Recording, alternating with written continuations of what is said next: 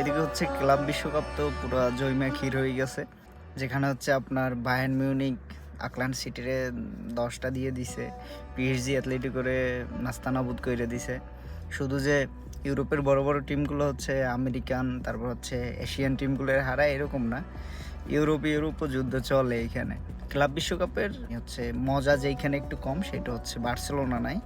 Barcelona হচ্ছে Real মাদ্রিদের কাছে যতই রাইভেল হোক, মানে বার্সেলোনা এবং রিয়াল মাদ্রিদ একই টুর্নামেন্টে যদি খেলতে পারে, এই জিনিসটা দর্শকদের কাছে একটু স্পেশালি হয়। এইবার হচ্ছে ক্লাব বিশ্বকাপে বার্সেলোনা না থাকায় এই মজাটা একটু কম আছে। বাট বার্সেলোনা না থাকায় বার্সেলোনার সাপোর্ট করে কিন্তু ম্যাক্সিমাম হচ্ছে মেসি ফ্যানরা। সেইখানে হচ্ছে আবার দেখবেন যে ইন্টার মায়ামি আছে। সো বার্সেলোনা না থাকায় আবার ওই প্রভাবটা পড়ে নাই, ওইদিকে ইন্টার মায়ামি আছে। ইন্টার মায়ামি যদি না থাকে তাইলে একটু হচ্ছে মেসি ফ্যানরা একটু আপসেট থাকতো। ব্রাজিল ফ্যান বা আর্জেন্টিনা ফ্যান, মেসি ফ্যান, সবাই হচ্ছে উপভোগ করতে পারতেছে। যত ফ্যান বেস আছে, Brazil fan base, Argentina fan base, আর ওই ইউরোপিয়ান টিমের ফ্যান বেস, মানে সব থেকে খেলা বিশ্বকাপ নিয়ে বেশি হচ্ছে আনন্দ করছে হচ্ছে ব্রাজিল ফ্যান বেস। কারণ হচ্ছে ব্রাজিল ফ্যানরা ম্যাক্সিমাম হচ্ছে রিয়াল মাদ্রিদের সাপোর্ট করে। এরপরে যে বিষয়টা সেইটা হচ্ছে আপনি দেখবেন যে ক্লাব বিশ্বকাপে সব থেকে বেশি টিম চান্স পেয়েছে সেটা হচ্ছে ব্রাজিল থেকে।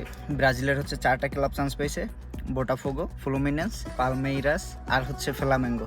সো ব্রাজিলের শুধু দর্শকদের না, এই ক্লাব বিশ্বকাপে আপনার দর্শকদের থেকেও আমাদের যে কোচ, ব্রাজিলের কোচ কার্লো আনচেলত্তি, মনে হয় যত কোচ আছে সবার মধ্যে হচ্ছে সব থেকে বেশি আগ্রহ কইরা আর হচ্ছে মনোযোগ দিয়ে ক্লাব বিশ্বকাপ হচ্ছে দেখবে ওই। কারণ অন্তত 5টা টিমের খেলা ওর দেখতে হইবে। যেমন রিয়াল মাদ্রিদে হচ্ছে ওর 4টে প্লেয়ার আছে: এনরিক আছে, ভিনিসিয়াস আছে, রদ্রিগো আছে, এডার মিলিতাও আছে। এই 4টে প্লেয়ারের হচ্ছে ফর্ম দেখতে হইবে। এটা যদি বাদ দেয়, এরপর যে ব্রাজিল থেকে যে 4টে ক্লাব আসছে, 4টে ক্লাবের হচ্ছে কিন্তু 2-1টা হচ্ছে আর্জেন্টিনা, উরুগুয়ে, কলম্বিয়ার প্লেয়ার আছে, আর বাকি সবগুলো হচ্ছে ব্রাজিলের। যেমন ফ্লামেঙ্গোতে ব্রাজিল ন্যাশনাল টিমে বর্তমানের 5টা প্লেয়ার আছে: ওয়েসলি আছে, আপনার গার্সন আছে, লেও অর্টিজ আছে, আলেক্সান্দ্রো আছে লেফট ব্যাক, তারপর হচ্ছে রাইট ব্যাক আছে দানিলো। সো কার্লোর মূল কাজ হচ্ছে ক্লাব বিশ্বকাপে এই টিমগুলোর হচ্ছে ম্যাচগুলো হচ্ছে ভালোভাবে দেখা। এরপর ওই ফ্লুমিনেন্সে আছে হচ্ছে আপনার থিয়াগো সিলভারে রাখে কি না জানি না শিওর, বাট থিয়াগো সিলভা যদি ক্লাব বিশ্বকাপে ভালো কিছু করতে পারে ওর টিম বা ও, আমার মনে হয় কার্লো ওরও একটা সুযোগ দিতে পারে ন্যাশনাল টিমে। পালমেইরাসের হচ্ছে আপনার এস্তেবা উইলিয়ান, ও তো ন্যাশনাল টিমে আছে, প্লেয়ার আছে। এইগুলো হচ্ছে কার্লো নোটিস করবে অবশ্যই। আর একটা বিষয় যেটা হচ্ছে আমার অনেক ভালোভাবে চোখে পড়ছে, রিসার্লিসন রে কার্লো ডাকছিল 2 ম্যাচের জন্য। প্রথম ম্যাচে খুব বাজে করছে, দ্বিতীয় ম্যাচে হচ্ছে প্লেইং টাইম দেয় না, লাস্টে কিছু টাইম দিছে, ওইটাও বাজে করছে।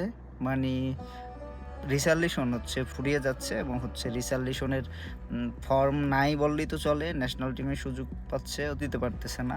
সো মনে হচ্ছে যে কার্লো আনচেলত্তি নেক্সট টাইম যে কল করবে হয়তো ওরে রাখবে না। কুনহা কিন্তু কার্লোর দিনে অনেক ভালো করছে তা না, তবে কুনহার ফিনিশিং না দিতে পারলেও কুনহা যে কিছু পাস দিছে, ভিনির যে পাসটা দিছে, কুনহার যে খেলার একটা স্পিড আছে, এই জিনিসটা আপনার রিসার্লিসনের মধ্যে ছিল না। সো আমার যতটুকু ধারণা, বোটাফেগোর যে ইগোর জেসুসের হচ্ছে লাস্ট এই যে প্রথম ম্যাচটা যদি দেখেন ক্লাব বিশ্বকাপে, টোটাল ম্যাচে মনে হয় ওরা হচ্ছে 2টা হেডিং করছে। একটা হেডিংয়ে হচ্ছে গোল করছে ইগোর জেসুস, অনেক দূর থেকে, মানে বক্সের ভিতর থেকে বাট একটু দূর থেকে।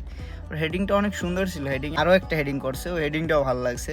সো একটা সেন্টার ফরওয়ার্ডের যা বৈশিষ্ট্য থাকা লাগে এর মধ্যে মূল একটা হচ্ছে হেডিং স্কিলটা, এইটাই ইগোর জেসুসের আছে। ইগোর জেসুস ডরিবলের সময় চান্স পাইছিল, একটা ম্যাচ ভালোই করছিল, একটা ম্যাচে মেবি গোলও পাইছিল। সো ওর মধ্যে সেন্টার ফরওয়ার্ড একটা প্লেয়িং স্টাইল আছে। ইগোর জেসুস পিওর নাম্বার 9 যে রোল প্লেটা এটা হচ্ছে করতে পারে। মানে কালকে রাত্রে যে ম্যাচটা দেখছি, আমি বোটাফেগোর ম্যাচটা দেখছিলাম, যে হচ্ছে ব্রাজিলিয়ান ক্লাব, যে ব্রাজিলিয়ান প্লেয়াররা কী খেলে একটু দেখি।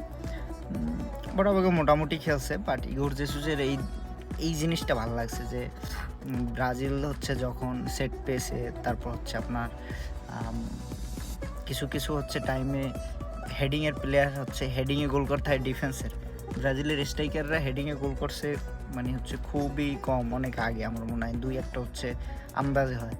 সো ব্রাজিলে একজন হেডার ভালো মাপের এরকম একটা স্ট্রাইকারের প্রয়োজন। এখন এইটা হচ্ছে দেখার বিষয় কার্লো আনচেলত্তি। আমার মনে হয় রিচার্লিসনের জায়গায় নেক্সট কল আপে কার্লো ইগর জেসুসকে ডাকার সম্ভাবনা অনেকটাই আছে। তারপর সামনে আরও অনেকগুলো ম্যাচ আছে, দেখি পারফরমেন্স কি হয়। এটা হচ্ছে মূল কথা যে ব্রাজিলের যে 4টা ক্লাব আছে এখান থেকে যদি কোনো ক্লাব ভালো করে আর হচ্ছে কোনো প্লেয়ার এককভাবে ভালো পারফরমেন্স করে, কার্লো আনচেলত্তি এইটার আর ছাড়বে না। তাতে হচ্ছে থিয়াগো সিলভা 42 হোক বয়স আর হচ্ছে অন্য কারো 45 হোক, কার্লোর চোখে হয়েছে পারফরমেন্স ভালো করছে, তারে রাখবে। এইটা হচ্ছে কার্লোর মানে বেশি ভালো লাগে কার্লোর দিক থেকে। সো এটাই দেখা যাক হচ্ছে ব্রাজিলিয়ান ক্লাবগুলো কি করতে পারে ক্লাব বিশ্বকাপে। আজকে হচ্ছে মানে ভোর রাত্রে ফ্লুমিনেন্সের খেলা আছে একটা, আছে হচ্ছে আপনার ফ্লামিঙ্গোর ম্যাচ। ঘুম তো আইসে পড়ছে বেশি, দেখি ম্যাচ দেখা যায়নি, প্রিপারেশন। আল্লাহ হাফেজ।